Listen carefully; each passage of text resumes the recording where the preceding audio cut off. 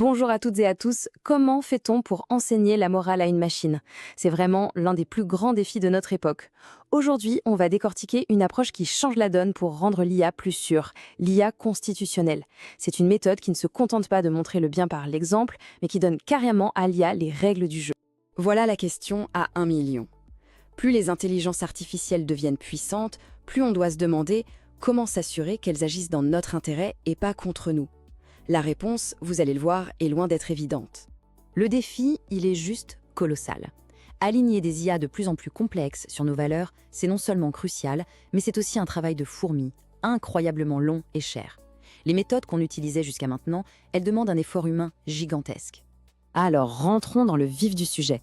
Pour bien piger la solution qu'apporte l'IA constitutionnelle, il faut d'abord qu'on comprenne bien le problème qu'elle cherche à résoudre. Jusqu'à très récemment, la méthode de référence, c'était le RLHF. Ça veut dire apprentissage par renforcement à partir de feedback humain. En théorie, l'idée est assez simple. Des humains, des évaluateurs, guident l'IA en lui disant « ça, c'est une bonne réponse, ça, c'est une mauvaise réponse ». Sauf qu'en pratique, c'est un travail de titan.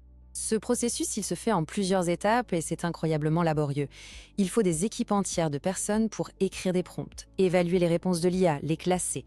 On parle de dizaines de milliers d'exemples. C'est un boulot monstre qui repose à 100% sur une supervision humaine à très très grande échelle.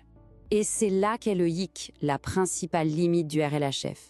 Non seulement c'est lent et ça coûte une fortune, mais en plus c'est opaque. À la fin, on ne sait pas vraiment quel principe ou quelle règle l'IA a fini par déduire de tous ces exemples. Ces valeurs restent cachées, comme dans une boîte noire. C'est là qu'intervient une idée absolument brillante, l'IA constitutionnelle. C'est une solution vraiment élégante au problème qu'on vient de voir. La question qui est au cœur de cette innovation, c'est un vrai changement de perspective. Plutôt que de montrer à l'IA ce qui est bien, exemple après exemple, pourquoi est-ce qu'on ne lui donnerait pas directement les règles pour qu'elle apprenne toute seule ? Et c'est exactement ça, l'IA constitutionnelle. On remplace les milliers et les milliers de feedbacks humains par un ensemble de règles écrites noir sur blanc, une sorte de constitution. Et l'IA va se servir de ce document pour s'évaluer elle-même et s'améliorer. La différence est juste flagrante. D'un côté, avec le RLHF, on a un processus lourd, cher et opaque. De l'autre, avec l'IA constitutionnelle, on a une méthode rapide qui peut passer à l'échelle et surtout transparente, où les objectifs sont clairs pour tout le monde, y compris pour l'IA. Bon, maintenant, voyons comment ça marche concrètement. Comment est-ce qu'une IA peut vraiment apprendre toute seule à devenir plus éthique? Le processus se déroule en deux grandes phases. D'abord, une phase qu'on appelle supervisée. Là, l'IA génère des réponses, elle les critique elle-même en se basant sur sa constitution, puis elle les réécrit. Ensuite, il y a une phase de renforcement. L'IA va utiliser ses propres critiques, son propre feedback, pour s'entraîner elle-même. C'est ce qu'on appelle le RLAIF, pour apprentissage par renforcement à partir du feedback de l'IA.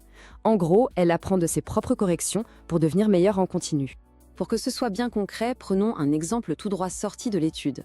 Un utilisateur pose une question qui est clairement malveillante. Sans aucun garde-fou, la première réaction du modèle, c'est d'aider l'utilisateur, même si ce qu'il demande est illégal et dangereux. C'est précisément le genre de comportement qu'on veut absolument éviter. Et c'est là que la Constitution entre en scène. L'IA compare la réponse qu'elle vient de donner avec ses principes directeurs. Et là, un principe lui dit clairement « interdiction d'aider à commettre un crime ». Du coup, l'IA applique ce principe. Elle identifie sa première réponse comme étant nuisible et elle la réécrit de A à Z. Le résultat final est non seulement inoffensif, mais il est aussi utile parce qu'il propose une solution éthique au vrai problème de l'utilisateur. C'est l'autocorrection en pleine action. Alors, la question c'est, est-ce que cette méthode est vraiment efficace? Passons aux résultats, pour voir si la théorie tient la route dans la pratique. Ce graphique, c'est la preuve par A plus B. L'axe horizontal mesure à quel point une réponse est utile et l'axe vertical à quel point elle est inoffensive. Donc le but du jeu, c'est d'être le plus en haut et le plus à droite possible. Et là, regardez les lignes grises. Ce sont les modèles entraînés avec l'IA constitutionnelle. Elles dépassent clairement toutes les autres. Ça prouve qu'ils sont à la fois plus utiles et plus sûrs. Et ça résout un gros problème qu'on avait avant, l'évasivité. Les anciens modèles de sécurité, quand on leur posait une question un peu sensible, avaient tendance à répondre « Désolé, je ne peux pas répondre à ça », ce qui n'est ni très utile, ni très franc. Regardez la différence, c'est le jour et la nuit. Le modèle d'avant botte en touche. Le nouveau, lui, grâce à sa constitution, il aborde la question de front. Il le fait de manière nuancée, informative, tout en restant sûr. il ne fuit pas la conversation, il l'enrichit. Ok, maintenant qu'on a vu comment ça marche et que c'est efficace, prenons un peu de hauteur pour regarder les implications plus larges de cette technologie. Pour résumer, l'IA constitutionnelle, c'est une avancée vraiment majeure. Elle permet de créer des IA plus sûres, de manière plus rapide, plus scalable, mais surtout beaucoup plus transparente. On passe d'un feedback humain un peu flou à un ensemble de principes clairs et vérifiables. Mais attention, il y a un revers à la médaille.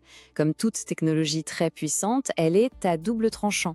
En simplifiant la façon de contrôler le comportement d'une IA, on facilite aussi potentiellement la création de systèmes qui seraient, eux, conçus pour être nuisibles. Et tout ça nous laisse avec une question absolument fondamentale. Si on délègue la morale d'une IA à un document, la question de savoir qui écrit ce document, sur la base de quelles valeurs et avec quelle légitimité, eh bien, ça devient l'un des défis les plus importants de notre époque.